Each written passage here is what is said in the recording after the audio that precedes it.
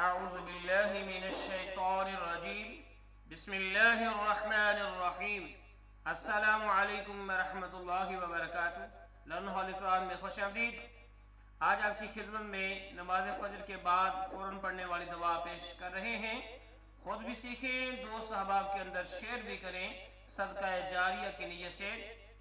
نماز فجر کے بعد ام سلمہ رضی اللہ تعالی عنہا سے روایت ہے کہ رسول اللہ صلی اللہ علیہ وسلم نماز فجر سے سلام پھیرتے تو کہتے: اللہم انی اسألک علما نافعا ورزقا طیبا وعملا متقبلا۔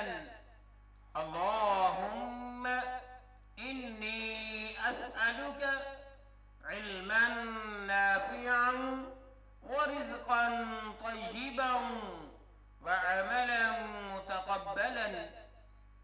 یہ دعا پڑھتے ان کے معنی سن لو۔ اے اللہ، میں سوال کرتا ہوں تجھ سے مفید علم اور پاکیزہ رزق اور مقبول عمل کا۔ اس کا حوالہ آج کے لیے اتنا ہی۔ اللہ حافظ۔